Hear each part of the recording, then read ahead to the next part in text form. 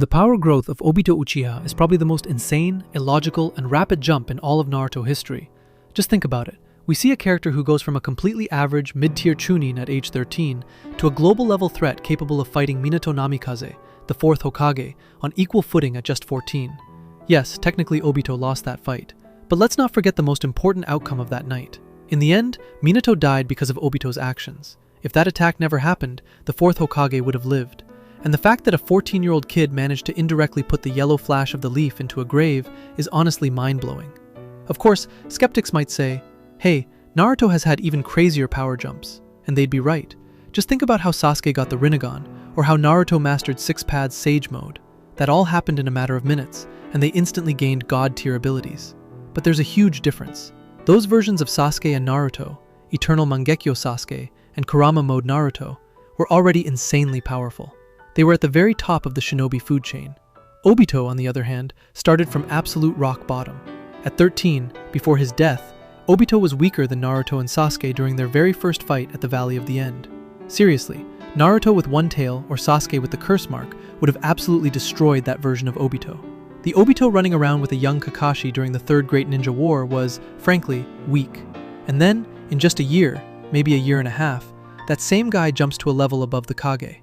You might ask, maybe more time passed, maybe he trained for years. And that's where things get really interesting, because the cold, hard math of the Naruto world makes this even more terrifying. Let's break down the timeline so we're not just making claims. We can calculate the characters' ages pretty precisely. At the start of Naruto, Kakashi is 26 years old. Naruto begins his journey at 12. Kakashi and Obito are the same age. Simple math, 26 minus 12 gives us 14. That means Obito and Kakashi were both 14 on the night Naruto was born, and when the Ninetales attacked the Leaf Village. Now let's rewind a bit. We know Kakashi became a Jonin at 13. That happened during the Kakashi Gaiden arc, right before the Kanabi Bridge mission, the same mission where Obito was crushed under a rock. He was also 13 at the time. We don't know the exact month that incident happened, but it's easy to estimate that the battle between Minato and Obito took place somewhere between 9 months and about a year and a half after Obito's death. That's enough time for the Third Great Ninja War to end, for Minato to become Hokage, and for Kushina to get pregnant and carry Naruto to term. Let's take the average, about 1 year. 1 year is nothing for the kind of power jump we're talking about. Let's be honest about who Obito was before all this. Compared to other Uchiha, the picture isn't great. In war flashbacks, he clearly falls behind Kakashi, but he even looks weaker than Rin. He's constantly getting injured, constantly needing to be saved, and Might Guy completely destroys him during the Chunin exams. Yes, he officially became a Chunin at 13, which sounds decent, but don't forget the context. It was wartime. The village was desperate. They needed manpower and squad leaders, so promotions were handed out more freely, even to those who might not have fully deserved them. Kakashi becoming a Jonin at 13, that's true genius-level talent. Obito, meanwhile, was just drifting along with the demands of war. Even his skills raise questions.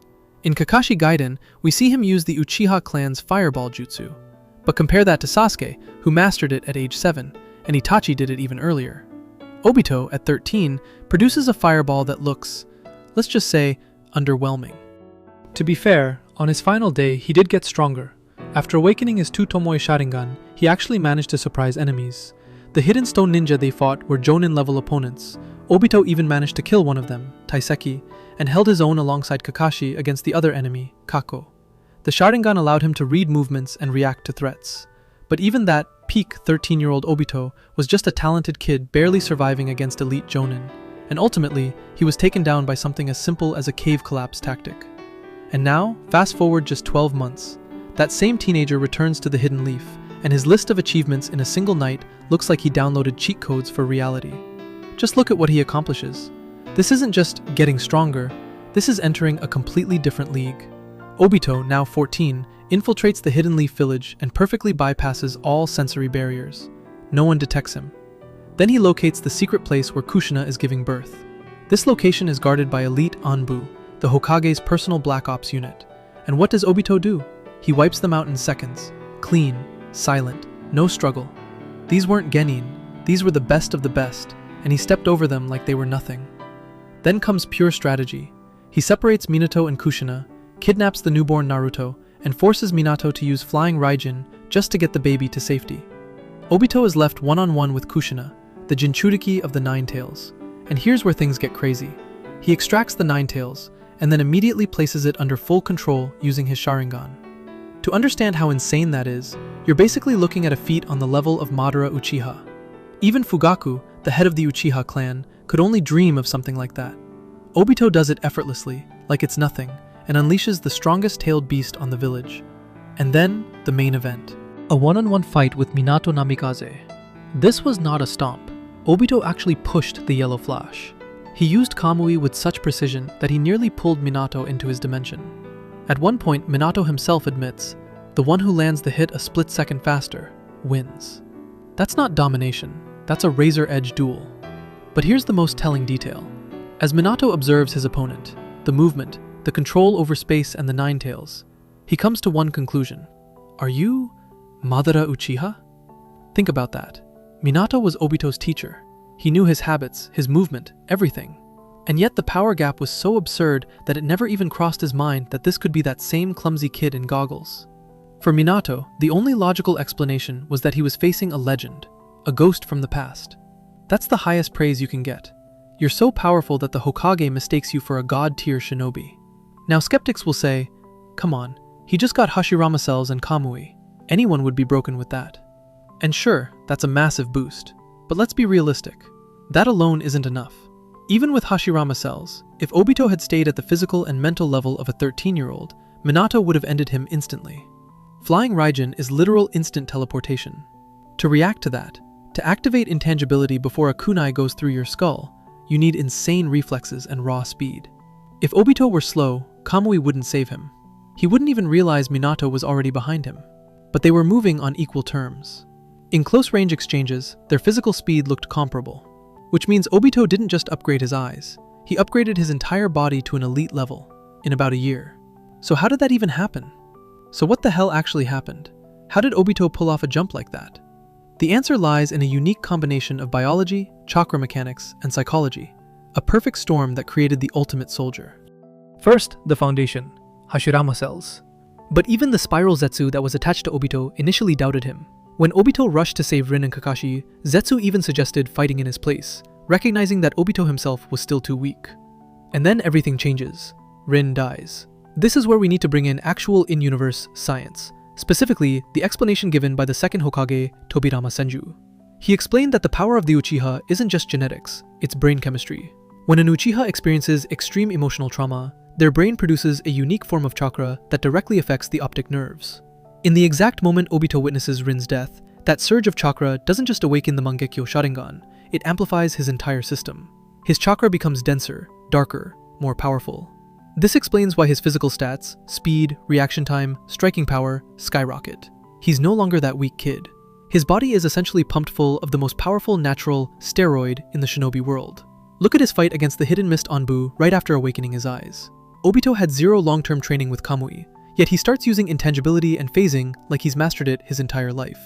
That suggests something important. Awakening the Mangekyo grants an intuitive, almost instinctive understanding of its abilities. He just knew how to phase through objects, and he was fast enough to dodge attacks from elite assassins. It doesn't stop there. He also awakened Wood Release, and not some weak version. Obito created massive, spiraling roots and absolutely massacred dozens of enemies. That level of control over Wood style is second only to Hashirama himself, and he achieved it instantly. But the real secret to Obito's rise is synergy. Individually, these powers have major drawbacks. The Mangekyo Sharingan causes blindness with overuse and drains huge amounts of chakra. Hashirama cells are notoriously difficult to control. But together, it's basically a cheat code. Hashirama cells constantly regenerate Obito's body and eyes, negating the blindness drawback. In effect, he gets an eternal Mangekyo without needing a transplant. And the massive Senju chakra reserves allow him to spam Kamui, the most broken ability in the series, non-stop. This build is what allowed him, after just a few months of training, roughly 3 to 6 months in Madara's cave plus some solo practice, to reach a level where he could fight Minato. He gained near infinite stamina, intangibility, devastating offense, and speed fast enough to react to teleportation. But if he became such a monster at 14, then there's a logical question that a lot of fans ask. If he could fight Minato on equal footing, doesn't that mean he was stronger than anyone else alive at the time? So why didn't he just go out and capture all the tailed beasts immediately? Why wait 16 years until Shippuden? Why let Naruto grow up and become a threat? That's where things shift from raw power to strategy and limitations that many people overlook. This is actually a really good question. If you think about it, from the moment Minato died up until the Fourth Great Ninja War, Obito Uchiha was effectively the strongest shinobi on the planet. His only real rival, the Hokage, was gone. He had complete freedom of movement. With Kamui, he could infiltrate any hidden village, kidnap any Jinchuriki, gather all the tailed beasts within a few years, and launch the infinite Tsukuyomi long before Naruto even learned the Rasengan. So why didn't he do it? Why let Naruto grow up? Why spend 16 years playing the role of Tobi? This is where strategy and limitations come into play. First, Obito wasn't acting entirely on his own. He was carrying out Madara's plan, and the key figure in that plan wasn't Obito. It was Nagato. Nagato was the one with the Rinnegan, and only he could summon the Gedo statue, the vessel needed to seal the tailed beasts. Obito couldn't complete the plan alone. He needed to build the Akatsuki, recruit powerful rogue ninja, gather resources, and most importantly, manipulate Nagato into believing he was saving the world, not just serving as a tool for Madara's resurrection. The second reason has a name: Itachi Uchiha. Obito himself admitted multiple times that Itachi was a serious problem. Even with Kamui, Obito understood that Itachi was a genius with one-shot techniques like Izanami or the Totsuka blade. As long as Itachi was alive and secretly protecting the leaf, Obito had to be extremely cautious. He couldn't just walk into the village and grab Naruto. He risked getting hit with Amaterasu or trapped in some deadly genjutsu. He had to wait until Itachi was gone before making any major moves. And the third reason is technical. On that night, Obito was only able to extract the Nine Tails because Kushina's seal was weakened during childbirth. That was a very specific moment of vulnerability. The seal Minato placed on Naruto was far more complex and stable. Breaking it without preparation, just by showing up and grabbing the kid, wasn't an option. So despite his godlike power at 14, Obito was still bound by circumstances. He was strong, but not all-powerful. He had to become a puppet master, and that role required patience. In the end, you could say that Obito's power growth is, without a doubt, driven by narrative necessity. Masashi Kishimoto needed a villain capable of killing the legendary Minato, and he created one out of what used to be a complete underdog. But unlike many plot conveniences, this one actually has a solid, if somewhat terrifying, explanation behind it. The combination of Hashirama's cells, granting near-limitless energy, and the cursed Uchiha brain physiology, which turns emotional trauma into raw power, created a monster. Obito became living proof that in the Naruto universe, tragedy is the fastest path to strength. So what do you think? Do you buy this explanation? Or do you think Kishimoto just went overboard with Obito's power-ups to make the story work?